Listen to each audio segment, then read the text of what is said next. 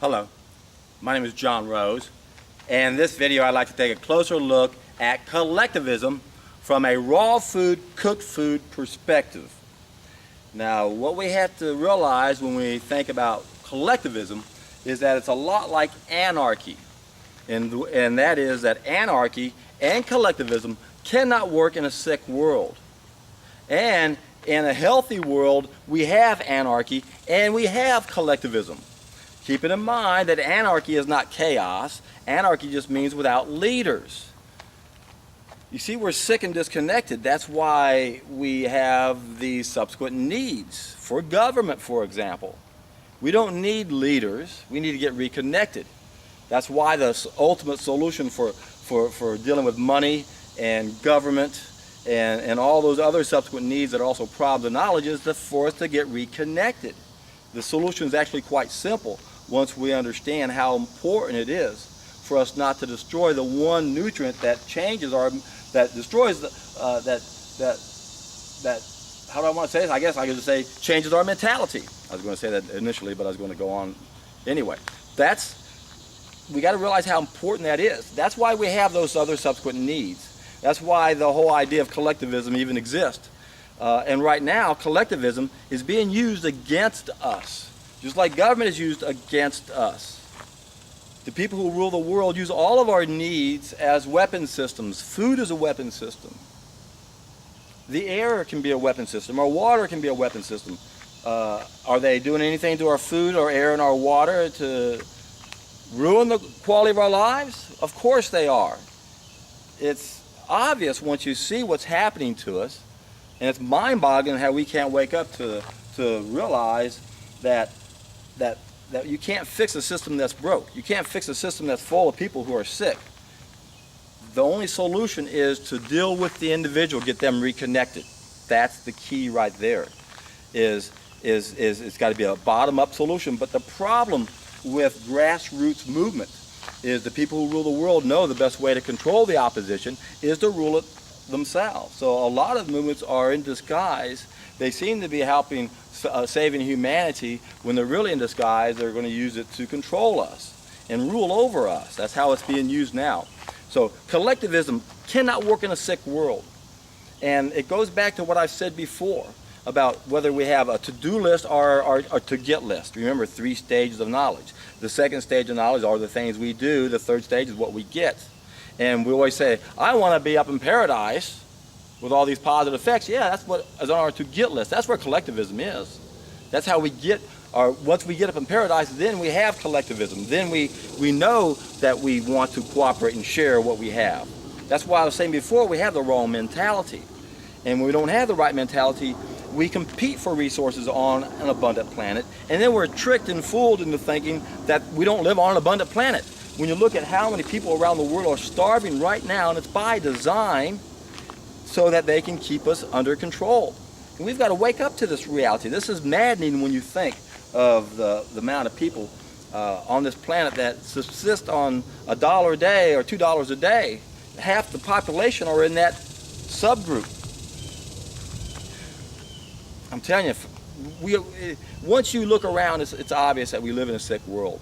And we beg for things like collectivism. And doesn't collectivism sound like a good thing? Of course it does.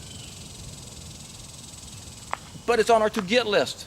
It's like anarchy. That's on our to-get list also. You cannot have anarchy in a sick world. You cannot have collectivism in a sick world. That's not how things work. When we live in a healthy world, we have anarchy. We don't need leaders. We have collectivism. We understand the more we give, the more we receive. It goes back to having the wrong mentality. So if you're going to talk about collectivism and you don't understand the biophoton connection, you won't be able to understand anything about this subject. You can ramble on for who knows how long about collectivism and you think you know everything. And if you don't understand biophotons, and if you don't understand that this is why we have a subsequent need for a government, this is why we tell people to cooperate and share, it's why we have 10 commandments, it's why we have 7 spiritual laws, it's why we tell people be good, be loving, be kind. No. Those are things we do when we get reconnected. We're disconnected, that's why we're sick.